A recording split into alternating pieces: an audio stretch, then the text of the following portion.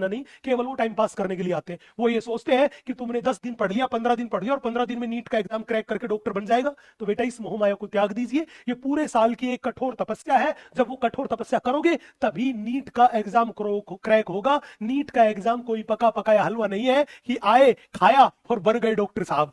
इतना आसान काम नहीं है। अगर तुम ये सोच के बैठे हो कि तुमने बैच ले लिया, यहां 5 बार पंचायत मार ली, 4-5 चैटिंग में बहुत बढ़िया कमेंट लिख के भेज दिए और तुम सोच रहे हो तुमने बहुत महान काम कर दिया, आपको रेगुलर बेसिस पे 6-7 घंटे की सेल्फ स्टडी करनी होगी।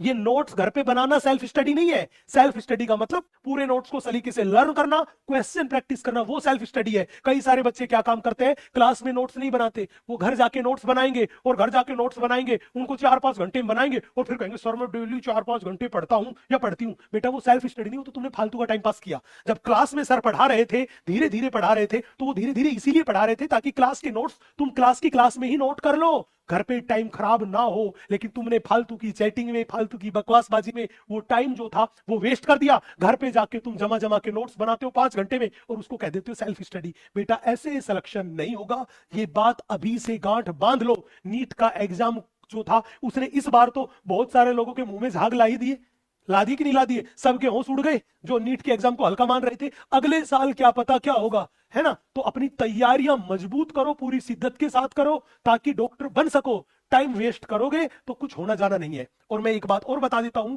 कि कभी भी कोई सीरियस बच्चा, जुम्मेवार बच्चा, जुम्मेवारी से पढ़ाई करने वाले बच्चे के क्वेश्चन का भी एक लेवल होता है। वो फालतू के क्वेश्चन, फालतू की पंचायत नहीं मारता है। तो अगर आपके फालतू की पंचायत में इन्वॉल्व हो तो ये मान लेना कि आपका सिलेक्शन से वैसे ही रेस में से आप हट चुके हो। तो जो सीरियस पढ़ाई करने वाले बच्चे, उनको मैं क्लियर बता दूं कि बेटा यहाँ पे कई बार आप चैटिंग में देखते हो कि फालतू की बकवासबाजी लोग करते रहते हैं, आपको उसमें नहीं पढ़ना है।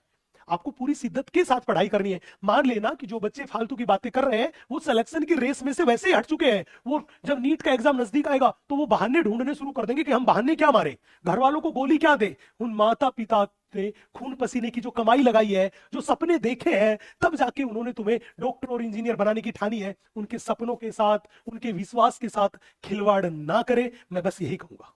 क्योंकि आप लोगों की तरह मैं भी एक किसान परिवार का बच्चा हूं, गांव में हिंदी मीडियम के स्कूल में पढ़ के और फिर यहां तक पहुंचा हूं। तो उन माता पिता का दर्द मैं समझता हूं। और मैं ये बात हमेशा से कहता आया हूं कि जब हम आपकी क्लास में पढ़ते थे तो हमें बहुत अच्छे टीचर्स नहीं मिल पाए। हमें कोई इस तरह, जैसे हम आप लोगों को गाइड करते, ये करना है, ये नहीं करना, इस तरह गाइड करने वाले कोई मिल नहीं पाए। अगर हमें भी मिलते तो हम भी कोई बहुत अच्छा काम कर सकते थे। लेकिन ये आप लोगों को मौका दिया है, उन माता पिता को मेरा प्रणाम जिन्होंने आपको ये मौका दिया है। लेकिन बेटा अगर ये मौका हाथ से चला गया ना तो फिर सारी जिंदगी ठोकरें ही खानी है, कुछ होना जाना नहीं है। तो इस समय की कीमत को समझो, शिद्दत के साथ पढ़ाई करो। और आप इस बैच में पढ़ रहे हैं तो अपना 1 साल, अपना प्रीसियस समय जो है वो लगा रहे हैं। अगर यहां पढ़ाई करोगे, शिद्दत के साथ पढ़ाई करोगे, अपना 100% देके पढ़ाई करोगे और मान लीजिए फिर भी नीट में सिलेक्शन नहीं हुआ, तो मैं गारंटी आपको देता हूं कि आप इतना सीख चुके होगे कि भारत के किसी भी एग्जाम की आप तैयारी करोगे या किसी भी दूसरी चीज की आप पढ़ाई करोगे, वहां आपको जरूर बुलंदियां मिलेगी। आप जरूर बहुत अच्छा करोगे, बहुत जबरदस्त स्कोर करोगे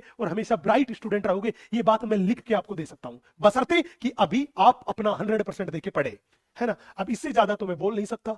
क्यों? क्योंकि आप सभी बुद्धिजीवी लोग हैं। अगर हम एक गलत बात को 100 बार सही बोलेंगे तो वो गलत बात सही नहीं हो सकती, और अगर कोई सही बात है तो वो सही बात है। इतना बात आपको भी पता है कि आपके लिए क्या अच्छा है, आपके लिए क्या बुरा है। लेकिन अगर आपको ये पता है कि हमारे लिए फालतू की बकवासबाजी बुरी है और फिर भी आप वो काम कर रहे हो, तो इसका मतलब ये है कि आपको पढ़ाई लिखाई करनी ही नहीं है, आपको अपने माता पिता के अपने सपने साकार करने ही नहीं है, आपको केवल फालतूगिरी करनी है। तो फिर फालतूगिरी जब आपको करनी है तो बार बार समझाने का कोई औचित्य बचता ही नहीं है, कोई लॉजिक बचता ही नहीं है।